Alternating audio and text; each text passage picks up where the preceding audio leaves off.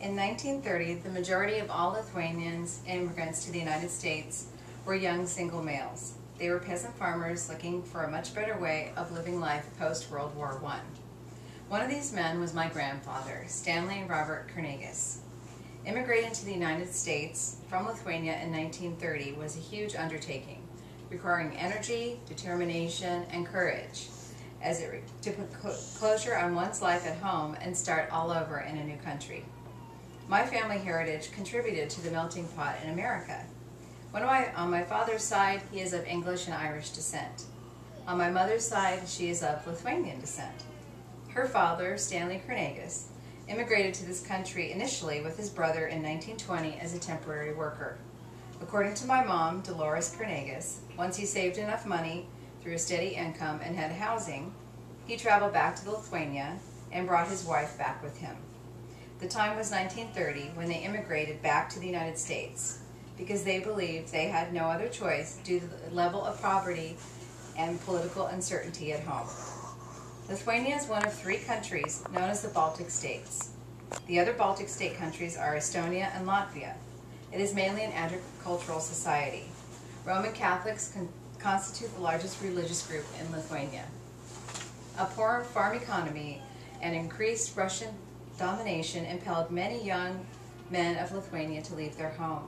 In 1930, the U.S. Census Bureau listed 193,600 Lithuanians in the United States. This figure represents 6% of the total Lithuanian population at the time.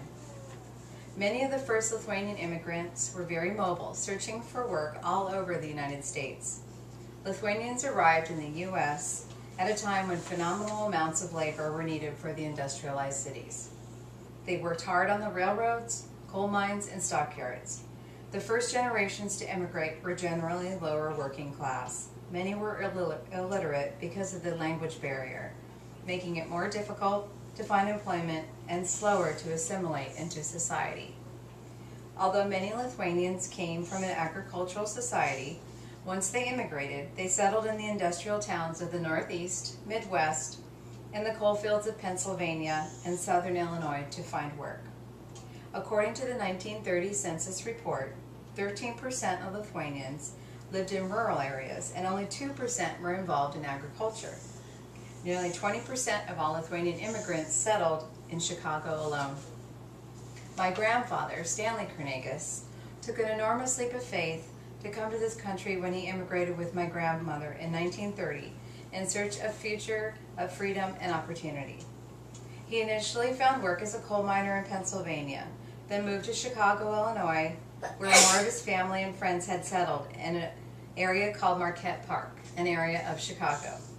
Once in Chicago, he worked the stockyards briefly, and then got his big break to learn the trade of a tool and die maker for International Harvester in Chicago. My grandmother worked as a seamstress at the time. He was the father of 7 children, 4 girls and 3 boys, all born at home and raised in their 2-bedroom house in Chicago.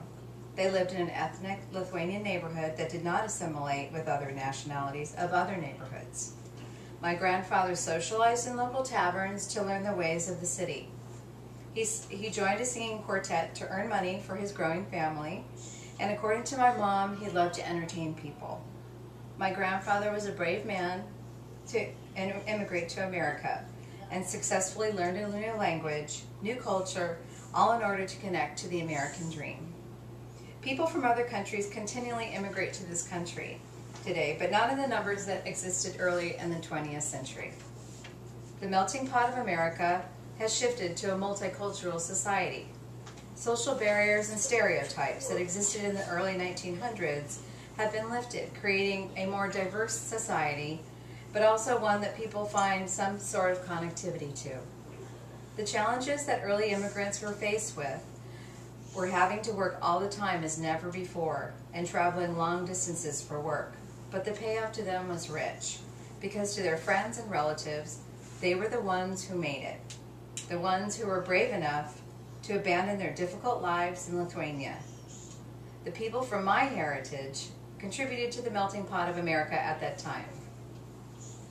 Assimilation experienced by my grandfather in the early 20th century has shifted toward a more global, multicultural society in 2010.